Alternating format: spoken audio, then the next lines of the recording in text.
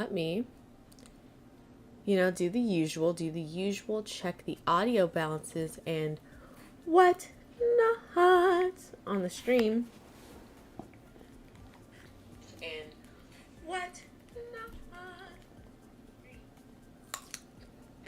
How's it going? Squad?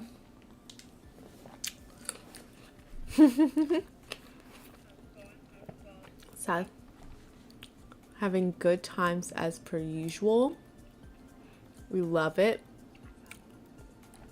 Do want to make sure music is a nice vibey level. Although it does seem as if the song might be changing at this exact moment, which, we're used to that.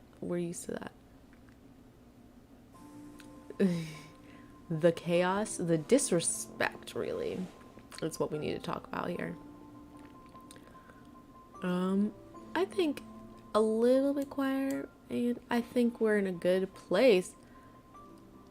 Okay.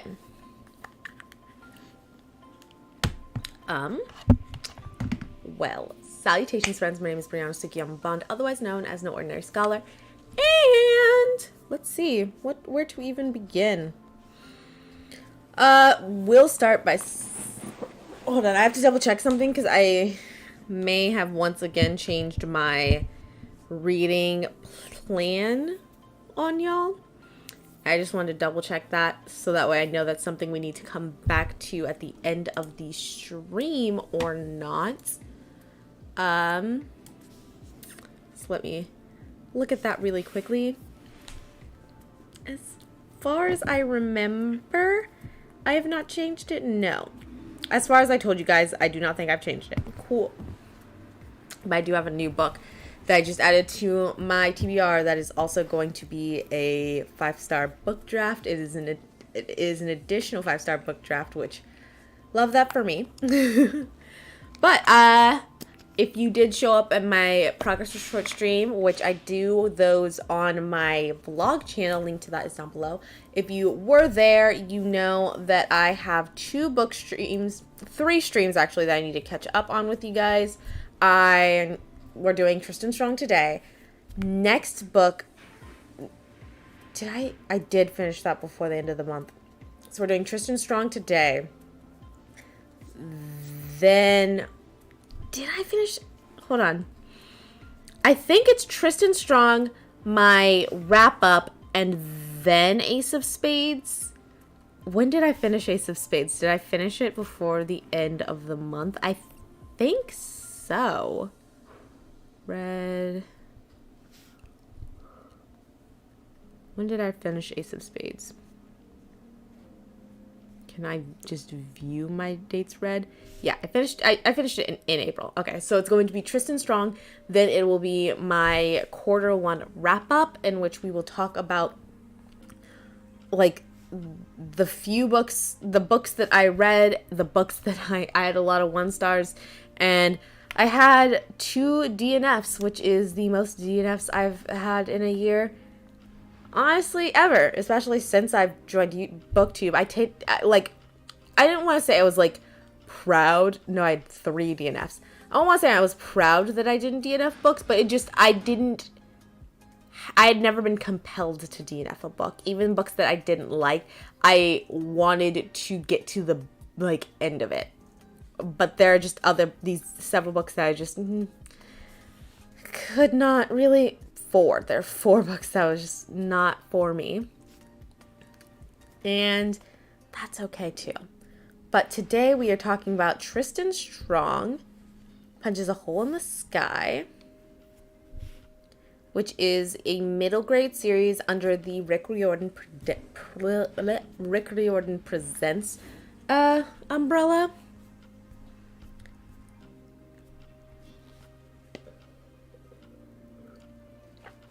Which I do want to get into several more of those. Love the idea, love the concept. Chip, leave my closet alone. Chip! No. Throwing a tantrum. Okay. Typically when I do these streams, I plan out ahead of time, like, what is the... I want to plan out. My goal is to plan out like 5 major points of the plot to tell you guys and go over. Because otherwise, I will spend the whole time just trying to stumble through some semblance of a summary for the book. So I like to plan that out ahead of time. I also like to organize all of the notes, all the highlights and stuff that I have for the book into a little document for that in my book. But that's neither here nor there. What I really want for this book, I struggled kind of putting together a summary for the book. And again, I finished this a month or 2 ago. I finished this in March. And I liked the book. It wasn't the best book I'd ever read. It was 5-star because, like, would I like to, like, how I plan and how I decide my star ratings is primarily based on, for the lower stars, it's based on whether or not I would ever recommend this book to anyone. And then for like 4 and 5 stars, it's would I ever read this book again? And I wouldn't mind reading this to like kids or whatnot.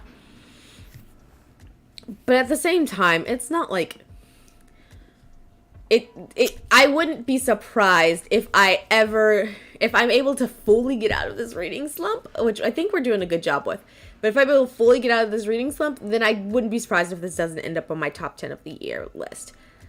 But let me go over like the basics of the summary. So you have this guy, Tristan. He is a kid. His best friend dies. And like he watches his best friend die. And naturally that throws him a little off his game. He ends up losing a boxing tournament, which his family is like a family of boxers. And so that really disappoints his dad and pisses off his grandpa, which his grandpa is an asshole as far as he's been shown. And so they decide to send him to his grandparents' farm to like stay, I think, for like a weekend or for a spring break or something like that. While he's asleep, he wakes up on the first night of being there to this living doll named Gum Baby trying to steal this journal that was like the only thing he has left of his friend. And he chases down the doll to try and, keep this book. And in his attempts to get it back, he punches a bottle tree that releases a spirit. He punches a bottle tree. Punching the bottle tree does several things. One, it rips a hole between his world and another world, Gum Baby's world, that ends up, that ends up causing a lot of, like, shit to go all the hell down in Gum Baby's world. I believe it's Elk. Specifically, these monsters in their world are getting stronger. The monsters of their world are getting stronger. Hold on one second, I need to respond to this text.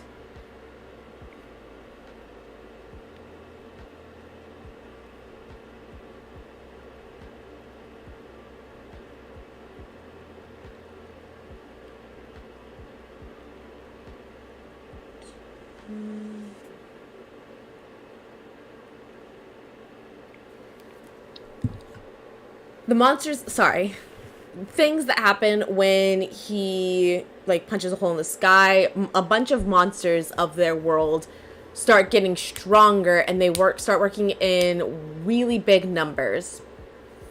When he also punches this bottle tree, one of the balls breaks, and it's referred to as a haint, is released from the bottle tree and escapes into Elk. There, it also runs amok, and it also, the haint also works with the stronger the stronger monsters and starts getting them to work together. Why are you sticky? Ugh, my life, my lord. It starts getting these monsters to work together and in large numbers, which is, the people of this world just aren't really ready for, and they're kidnapping kids and people of these worlds, killing people. It's not fun. Tristan and Gumbaby fall down the hole, and by the time they land on the ground, there's like this whole thing about like the being in 2 different times and whatnot. But by the time they fall, it is a year after Gumbaby like went to get the journal. So we find out that Tristan is, and I will absolutely ruin this, Anansisim. He is an Anansisim. This is the only benefit to audiobooks for me. I struggle with audio processing, but God, would it be nice to know how to pronounce this word. But that he is a storyteller, and he has the power to, through his stories, bring the world to life. And he's tasked to use his powers to go adventure around to try and, do this or that task to fix the world that he technically destroyed, but also a big thing, we'll get into that in just a second, but so he's tasked with fixing the world.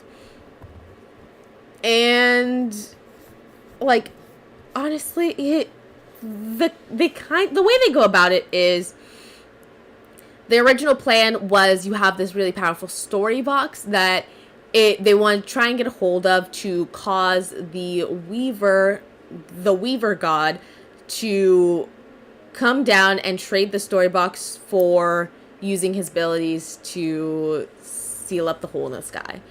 And you keep having him kind of go from one place to another looking for the story box, but it's never there. But he keeps collecting charms that give him more powers and wisdom and stuff like that. And it gives Pokemon Trainer vibes. But you keep doing that until he finally does get the story box. And but he kind of has it too late, and so he decides to go down to the main bad guy and all but trick him into destroying himself, kind of thing. I don't want to go too much into it because there are things to discuss about it. And one thing I would like to say is I feel like the action scenes. This book has a lot of action scenes that kind of felt thrown in there for the sake of it's an adventure story, so let's have action scenes. But Tristan's journey specifically, it feels like a lot more coming in. His journey is not a physical journey. Especially because he is a boxer and he already has physical skills. He just needs to not even build confidence, but find a purpose. And so when we're trying to have these moments where he's trying to find purpose, and he's trying to find purpose, and then you suddenly throw on a fight. It doesn't feel, a lot of times it didn't feel like it went with the story. Especially there's one where he goes to this other town world, because Alka's is split into several different sections, a lot of which don't talk to each other, and that's how they believe them not communicating with each other is a big reason as to why the monsters were able to take over so easily, is because they were not working together to help each other. And he goes to this one area and he's telling them a story, and then suddenly the story like one of the monsters in his story comes to life, and they have to fight this shadowy monster. And that didn't really fit, especially because that didn't build into anything with the finale of the story. Like the finale of the book did not feel like it was a progression of what we'd seen through the book already.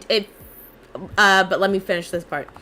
Yeah, he fights this, like, monster created of his stories, and then immediately after that, the monsters that are actually chasing him down attack, and there's so much, and it just doesn't feel, it just feels pasted in there. Like, it does not feel like it goes with the story at all. It doesn't feel like a natural progression, like this is naturally what happened. It doesn't feel natural for the story. And that's also a big issue I had with the finale. Like, the finale, my issue with the finale is, like, Tristan didn't need to go through pretty much anything in this book to do the thing he did in the finale of the book. What he does to save the day is he promises to tell the story of the, like, basically a living slave ship that wants to attack, but the living slave ship thing is also unaware of the fact that the haint is inside of it, and he goes to the haint, and with that, he goes to the haint who wanted the story box. He gives him the story box, and Gum Baby's inside. Gum Baby throws gum on the haint, which is actually a representation of a slave owner, Mr. Uncle Cotton, and the, like, sap that she produces, that Gum Baby produces. The sap makes his cotton sticky, and so when the slave ships, according to their deal, sinks back into the ocean, this already weighed down cotton now starts to get soggy, and he's basically trapped. And all of those things have nothing to do with, like, any of the things Tristan theoretically learned on the journey. Those are all things I absolutely would have expected him to do had he run into this main villain at the beginning of the book. And so it just didn't feel like a satisfying ending was one of the other, like, major issues I had with the book. Like, the ending wasn't satisfying because it didn't, like, I didn't need the rest of the book to have that ending. It didn't feel like the ending had anything to do with any growth Tristan might have had. Another major issue I had with the book is that I personally don't know most of these folklore characters, and John Henry I barely knew. John Henry is the big guy on the cover behind the little boy in the orange. That's Tristan. So I didn't really know any of these folklore characters, and throughout the book they would just kind of show up. We'd get a little bit of, like, something thrown at us about what their legend is, and then the character would do something for a chapter and maybe 2 chapters and then dip. And most of these characters left no impression. The only characters that left an impression were Tristan and Gum Baby.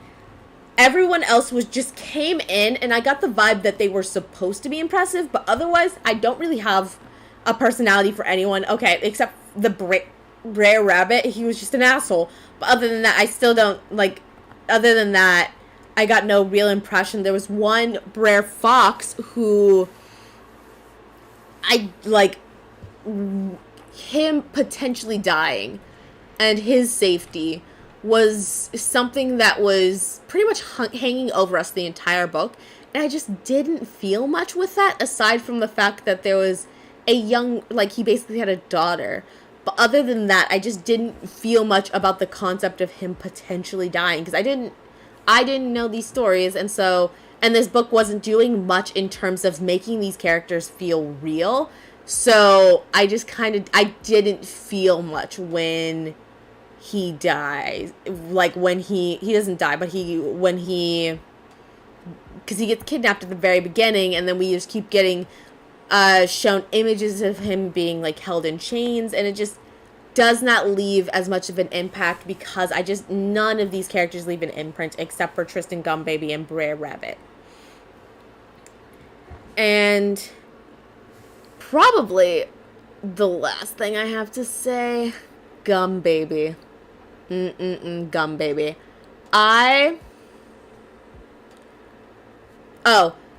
Another thing I really want to talk about, actually, before I get into Gumbaby. A thing I love about this book is I actually saw, like, a Twitter post recently that the words they use for it really work with what I'm, like, want to discuss, is you have these adults. And frankly, just a lot of the characters in this world keep basically trying to have, like, a struggle Olympics with Tristan. And they keep giving him shit because they're like, oh, you wanted to keep this journal, but, like, you were so selfish. You wouldn't just let her steal this fucking journal. And I appreciate that. Well, at times, I do think they do tend to be, like, a little too Tristan needs to kind of shut up because yada yada yada. Like, I think at times I do appreciate that they do fight for him and allow him to fight for himself and say, oh my god, I have a child trying to breach, okay? But they too, like, struggle, like, and have him say, hey, I watched my best friend die.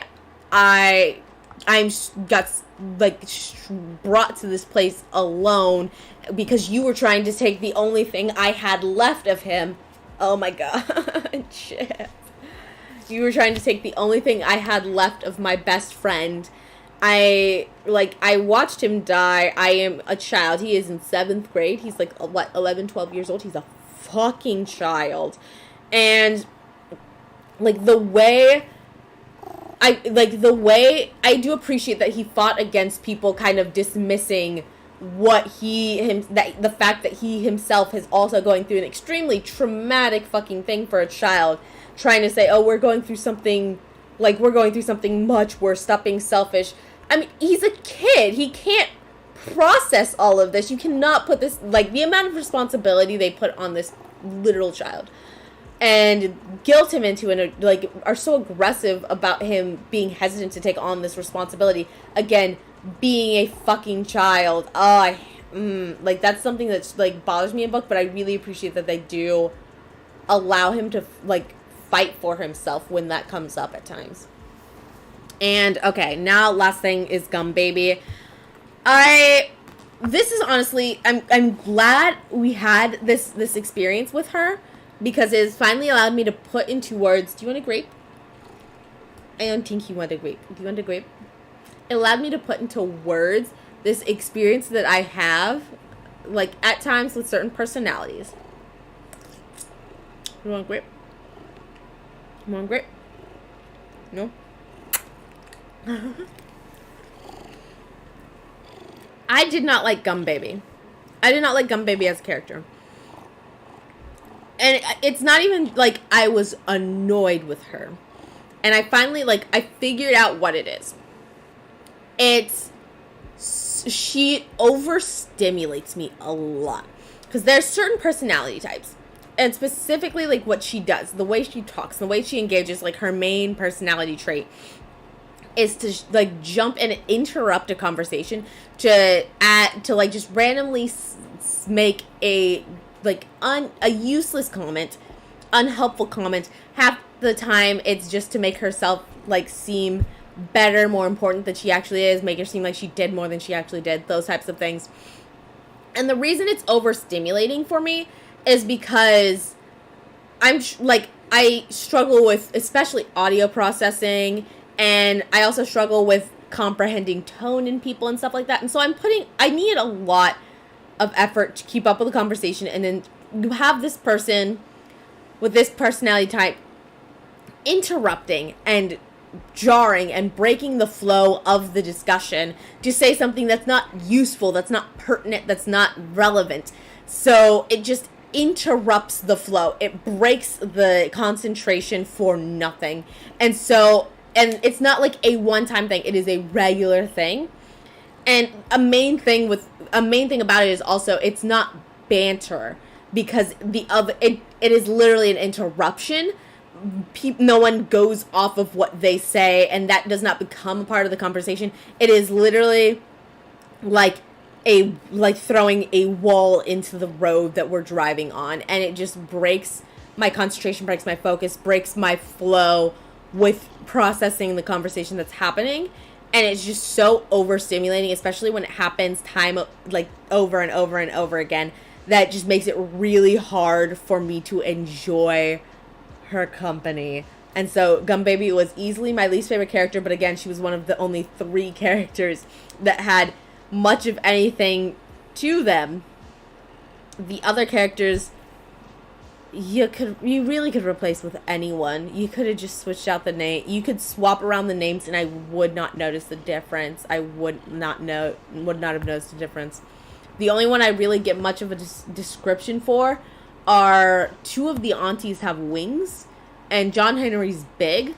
But if you remove those 1 fact per person, and you switched all the names around, I wouldn't know that you switched them. It's the characters' voices are distinct.